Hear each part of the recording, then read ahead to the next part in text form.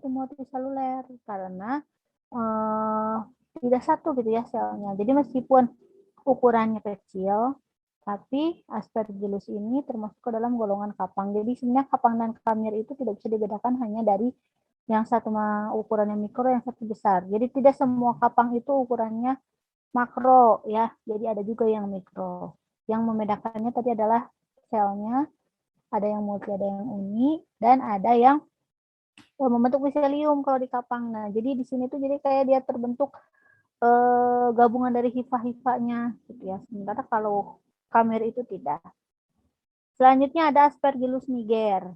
Nah, jadi ini spesiesnya banyak ya digunakan untuk proses dalam bidang farmasi, tekstil, lalu kulit. Ini contohnya adalah asam glukonat dan enzim amilase yang dari sama enzim amilase untuk produksi gula cair gitu ya. Nah, jadi ini prosesnya panjang ya. Ibu juga tidak akan jelaskan secara rinci karena nanti di bioteknologi kalian belajar lagi tentang ini gitu. Nah, yang jelas Aspergillus niger ini banyak digunakan di gitu. Terus selanjutnya ada Aspergillus tereus. Aspergillus tereus ini bahan pembasah di pabrik kimia. Produknya adalah asam itakonat. Nah, jadi jamur-jamur ini ketika mengalami proses fermentasi atau mengalami proses-proses kimiawi lain, dia menghasilkan produk. Nah, produknya tersebut yang dimanfaatkan di bidang makanan, misalnya kimia atau industri yang lain ya. Lalu ada enzim petiknase untuk bahan penjernih dalam industri sari buah. Nah, kalau misalnya kita bikin jus apel nih, kita pengen ngambil sari apelnya aja. Yang kita lihat di pasaran itu kan sari apel itu jernih ya. Contohnya kayak apa ya, buah vita. Buah vita itu kan kalau kita lihat larutannya jernih. Padahal kalau kita ngejus apel itu kan pasti keruh. Nah, gimana cara membuat jernih itu? Salah satunya adalah dengan penambahan enzim petiknase yang dihasilkan dari Aspergillus tereus ini. Ini gambar Aspergillusnya ya. Jadi dia itu karena membentuk miselium makanya disebut kapang. Lalu ada dari genus Claviceps. Namanya spesiesnya Claviceps purpurea. Ini ada untuk obat-obatan ya, tapi kalau di kita memang untuk Claviceps purpurea ini masih sangat jarang dikembangkan gitu ya. Ini adanya di negara-negara berkembang, negara-negara maju yang lain. Nah, ini bentuknya jadi itu kayak padi ya. Lalu ada dari fusarium. Kemarin fusarium kita udah jelaskan. Nah, fusarium itu sebenarnya kemarin kan kayak merugikan ya. Tapi ternyata spesies moniliforme dari fusarium ini bisa digunakan sebagai pengganti hormon pertumbuhan. Nah, jadi ketika tumbuhan itu misalnya kerdil atau tumbuhannya ternyata tidak tumbuh dengan baik, maka perlu ditambahkan pengganti hormon pertumbuhan, yaitu asam giberelat. Nah, asam giberelat ini dapat dihasilkan oleh kapang jenis fusarium. Nah, lalu ada di sini genus Monascus. Monascus purpureus ini yang dihasilkan produknya angkak ya. Mungkin kalian tahu angkak itu biasa dipakai obatnya untuk DBD. Nah, salah satunya ya. Nah, proses angkak itu selain untuk obat bisa juga untuk pewarna karena warnanya cukup intens atau kuat ya, warnanya merah. Nah, ini sebenarnya warnanya aslinya tuh merah bagus ya. Dia membentuk miselium sehingga termasuk ke dalam golongan kapang. Lalu ada neurospora, neurospora cytophylla untuk pembuatan oncom merah. Ya kan oncom itu ada yang hitam, ya ada yang merah. Nah, kalau yang merah itu spesies dari kapangnya adalah neurospora cytophylla. Nah, itu bentuknya memang kecil, tapi dia membentuk beberapa gabungan gitu ya. Lalu penicillium ini yang kemarin ya, penicillium untuk pembuatan antibiotik. Nah, dari genus Rhizopus bisa Rhizopus nodosus untuk menghasilkan asam laktat. Asam laktat ini biasa digunakan untuk makanan, kimia, ya. Nah, asam laktat itu kan salah satu asam yang memang diperlukan di dalam tubuh kita untuk proses pencernaan. Nah, asam laktat ini bisa dipakai atau bisa digunakan sebagai produk hasil dari Rhizopus nodosus. Lalu ada asam fumarat untuk mempercepat proses pematangan buah. Itu dihasilkan oleh Rhizopus nigricans. Jadi buah-buah tertentu yang kayak kalau di istilahnya kayak di karbit gitu ya. Jadi dia tuh dipetik dalam kondisi mentah, terus dikasih pematang buah supaya lebih cepat buahnya. Nah, salah satu bahan yang membuat buah tersebut cepat matang adalah asam fumarat. Nah, itu asam fumarat tersebut dihasilkan oleh Rhizopus nigricans. Nah, ini ada dari genus Trichoderma, contohnya Trichoderma reesei. Itu untuk produksi enzim selulose yang merupakan jamur selulotik. Jadi dia nanti akan menguraikan selulosa. Jadi ini biasanya ada di pabrik-pabrik penghasil kertas, ya yang berhubungan dengan selulosa lah pokoknya. Jadi kapang-kapang yang tadi Ibu sudah jelaskan itu bukan kapangnya ya yang mau apa berperan langsung dalam proses tadi itu, tapi produk yang dihasilkan akibat reaksi kimia ataupun fermentasi dari kapang-kapang tersebut menghasilkan satu zat baru dan zat tersebut dimanfaatkan dalam proses tadi, ada yang untuk pewarna, ada yang untuk pembuatan oncom, ada yang untuk mematangkan buah gitu ya. Jadi bahan-bahan tersebut dihasilkan oleh hasil kimia dengan menggunakan kapang tertentu, bantuan kapang tertentu. Itu tadi yang menguntungkan ya.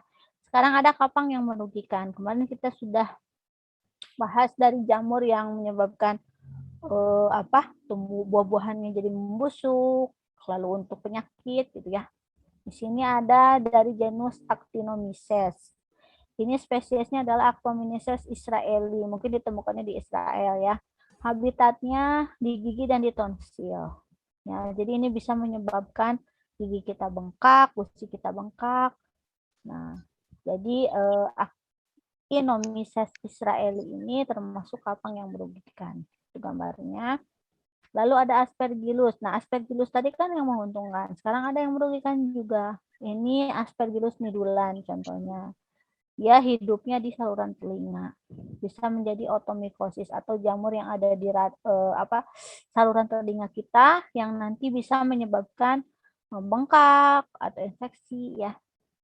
Lalu Aspergillus flavus di makanan karena dia bisa menyebabkan aflatoksin atau jamur yang dihasilkan oleh tadi Aspergillus flavus. Racunnya cukup toksin atau berbahaya ya toksinnya. Bisa menyebabkan kanker juga. Jadi hati-hati karena kalau jamur itu hidup di makanan, ya berarti makanan tersebut memang sudah tidak layak untuk dimakan lagi. Lalu dari genus Blastomyces, ini ada Blastomyces brasiliensis ya. Paru-paru, limpa hati, selaput lendir, dan kulit bisa menyebabkan parakosidioid dan omikosis gitu. Jadi bisa menyebabkan pengapuran. Dari Candida, nah mungkin kalian pernah dengar Candida albicans ya, bisa menyebabkan candidiasis. Candida albicans itu bisa hidup di selaput lendir, saluran pernapasan, dan saluran pencernaan. Kalau selaput lendir itu biasanya ada di organ intim ya. Kalau ada candidiasis disebabkan oleh Candida albicans itu kan jadi nanti gatal. Terus juga di bawah di bibir, sariawan. Nah itu sama candidiasis juga ya disebabkan oleh Candida albicans. Lalu ada dari genus kelas Cladosporium, yaitu Cladosporium wernicki. Nah, ini bisa menyebabkan tinea nigra atau jadi kehitaman tangannya, kayak ada gumpalan-gumpalan hitam di tangan, di telapak tangan itu ya. Nah, itu hati-hati. Lalu ada dari genus Cladoborium fumigatus. Ini bisa menyerang paru-paru hewan dan manusia. Oh, ini masih Aspergillus ya, berarti yang atas. Terus dari Coccoidosis, itu jamur di tanah. Lalu dari Cryptococcus neoforman, hidup di tinja burung merpati. Bisa menyebabkan cryptococcus. Jadi hati-hati terhadap tinja khususnya burung merpati ya. Karena nanti di situ terdapat jamur ini Cryptococcus neoforman yang bisa menyebabkan cryptococcus. Itu penyakit juga. Di sini ada Melasthesia purpur kemarin ya, Panu, lalu Histoplasma capsulatum, hidup di sistem reticuloendotel. Lalu ada mukor mukedo di kotoran ternak. Kalau kotoran ternak ini biasanya kan Bu dipakai untuk pupuk, tapi ternyata kok bisa merusak makanan. Ya, tapi kalau kotoran ternaknya mencemari makanan itu bisa berbahaya ya. Lalu di sini ada Nectaria cannabarina yang sebagai parasit di kayu manis ya. Jadi dia memang hidupnya merugikan si kayu manisnya. Nocardia asteroides di paru-paru manusia. Lalu ada Trichopiton tonsuran. Bisa hidup di kaki, jari-jari kaki sama rambut. Nah, ini diantaranya ada yang Tinea versicolor itu jamur, Tinea pedis erangen, dan Tinea corporis kurap. Nah, jadi ini penyebab jamur-jamur ini tadi selain yang fusarium juga ada dari Trichopiton. Nah, di lipatan paha, di rambut, di janggut, di kuku itu namanya tadi yang Trichopiton rubrum. Jadi beda-beda ya. Jamur yang hidup di janggut, jamur yang hidup di kulit kepala, di kaki, di sela-sela kaki, di kuku. Itu kan biasanya kita bilang, sama udah penyakit jamur. Kalau obatnya mungkin oke, bisa golongan tertentu yang sama, tapi penyebabnya itu bisa berbeda-beda ya spesiesnya. Nah, ini di rambut ketiak, kemaluan, janggut, dan kepala juga ada dari trikosporon ini ya. Jadi memang banyak sekali, selain tadi yang menguntungkan, ternyata yang merugikan juga tidak kalah banyak. Nah, makanya ya itu dia gitu ya. Makhluk hidup itu diciptakan bukan hanya yang merugikan, tapi tadi yang menguntungkan juga banyak. Oke, tadi kapang, sekarang kamir ya. Kalau kamir itu kebanyakan yang digunakan di industri, terutama ya industri-industri dalam bidang kimia atau makanan itu adalah dari kelas Ascomycetes.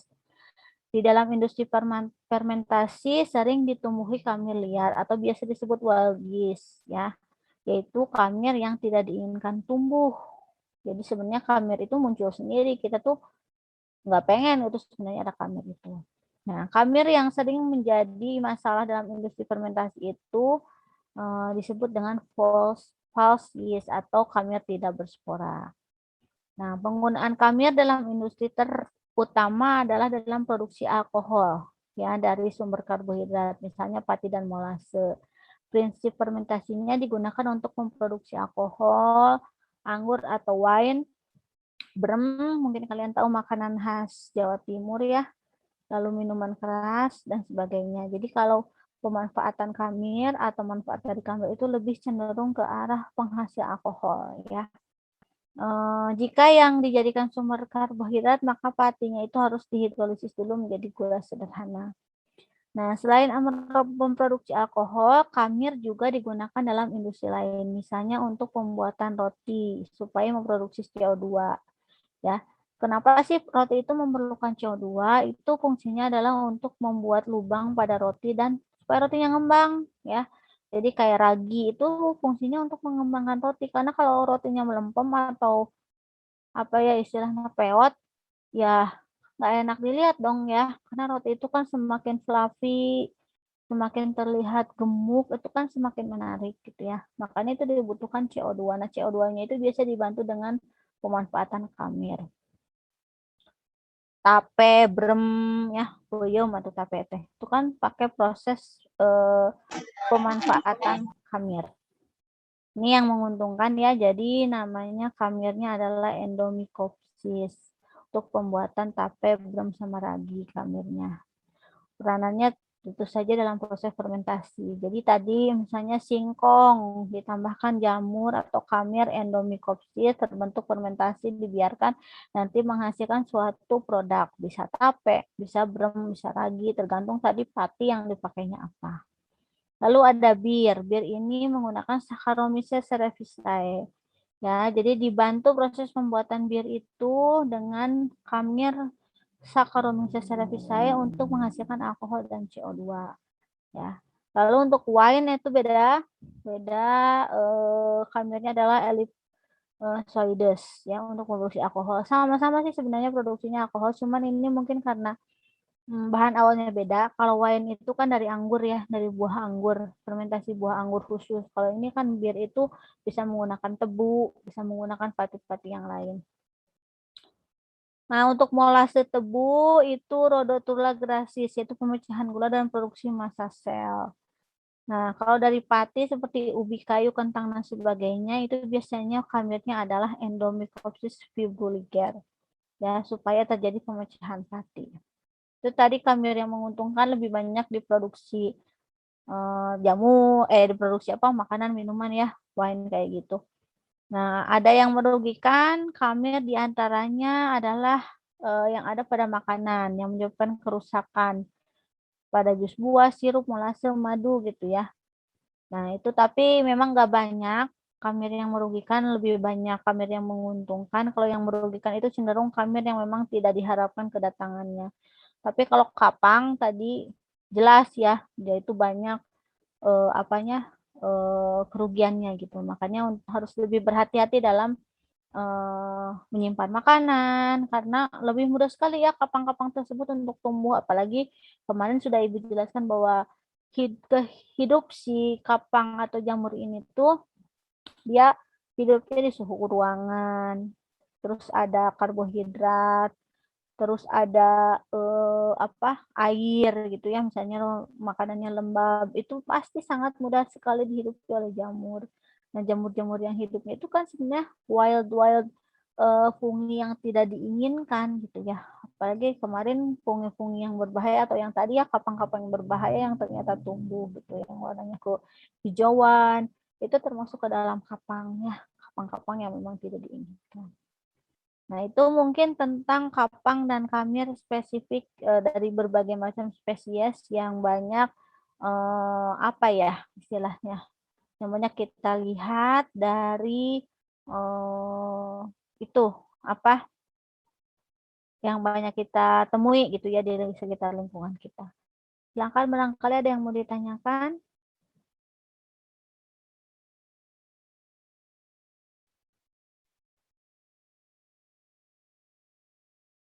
Boleh, silakan.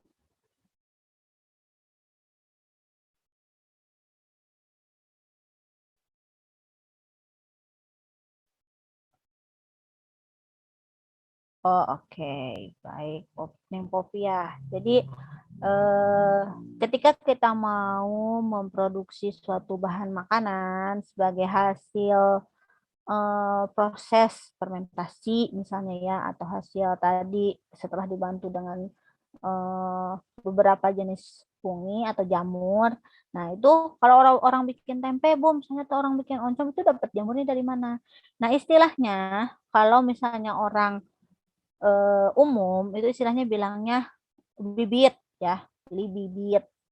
Nah, kalau misalnya kalian mau bikin jamur mau bikin tempe, itu kan menggunakan tadi jamur yang Rhizopus ya. Sebentar, Ibu lihat dulu supaya ada gambaran ya. Kalian nanti dapat itunya dari mana? Itu dapat dapat jamurnya dari mana? Itu biasanya kita beli bibitnya ya. Jadi bibitnya itu dijual di pasaran secara bebas. Jadi tinggal bilang aja mau beli bibit buat tempe. Misalnya kalau ceritanya kita mau buat tempe ya. Bentar. Nanti kalian tinggal siapin kacang kedelainya ya. Habis itu nanti membuat tempe dan ini bahan-bahannya 370 gram kedelai, sepertiga sendok teh. Kalau jamur sih biasanya dibilang itu, kalau bakteri biasanya bilangnya bibit. Kalau jamur biasanya bilangnya ragi. Mau ragi tempe, ragi ragi ragi apa? Ragi roti, ya, ragi tape, itu biasanya bilangnya kita ragi kalau masyarakat umum. Sini Ibu akan perlihatkan cara membuat itu ya, tempe biar ada bayangan. Bentar.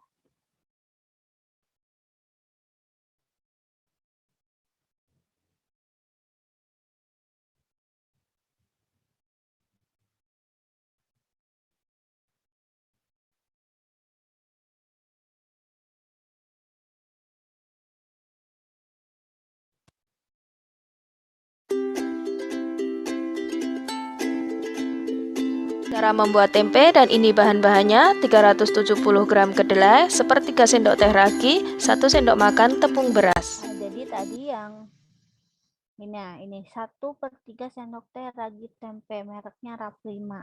Jadi kalau kalian mau bikin tempe punya kedelai, tinggal ke pasar aja mau beli ragi tempe. Nah itu tuh ragi tempe itu isinya apa tadi, Rijopus ya. Jadi si jamurnya teh dalam bentuk satu jamur aja. Iya, 1 jamur aja. 1 sendok makan tepung beras.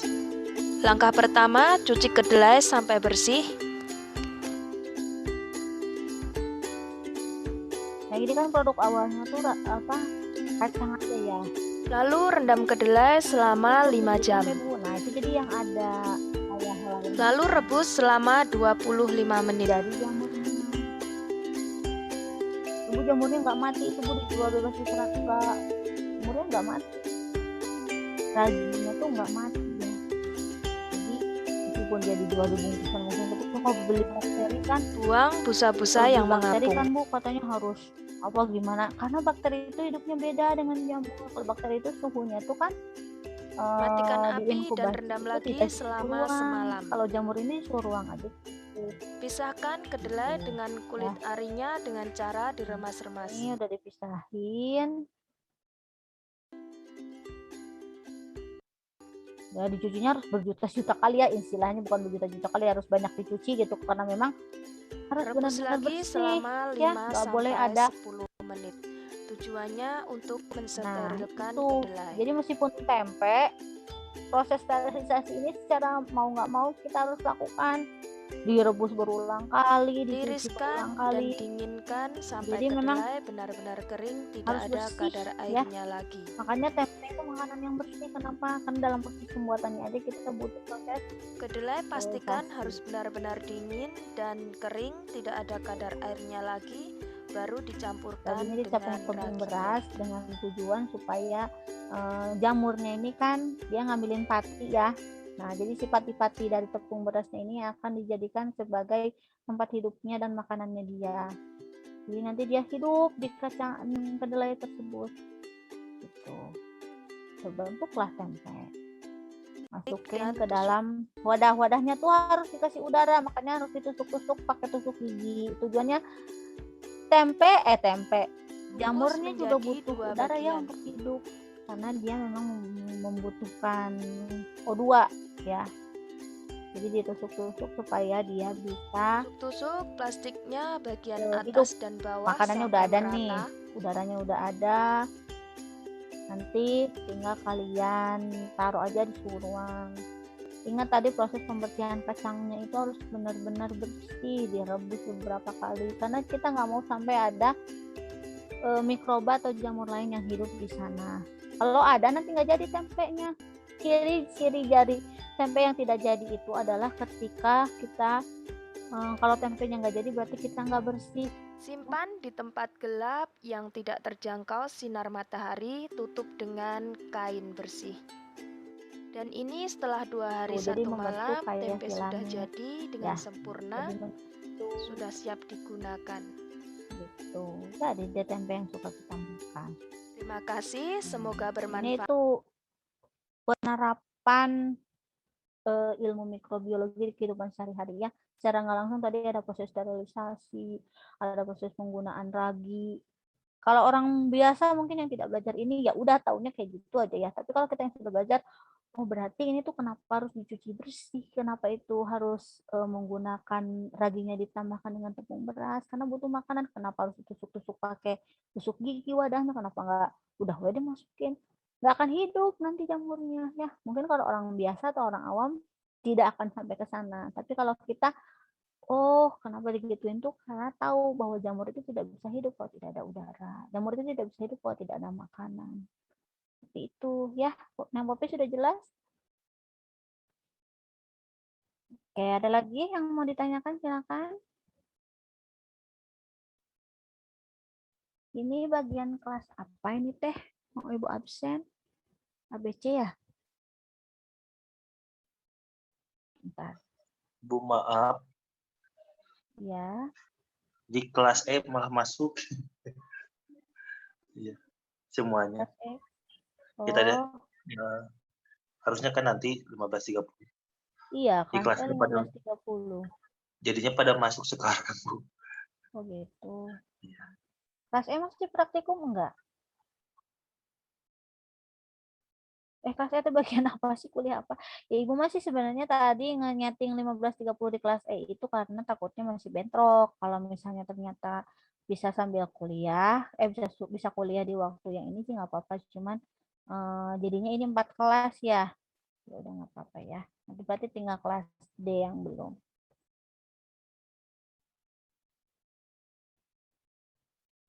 Oke, kita mulai dari kelas A dulu ya, Ibu absen. Silakan nyalain mikrofonnya, Ibu panggil.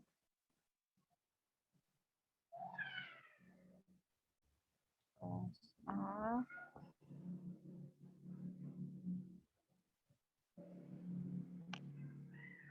Bentar.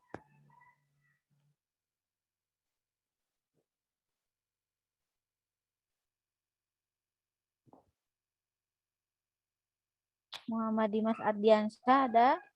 Hadir, Bu. Iya,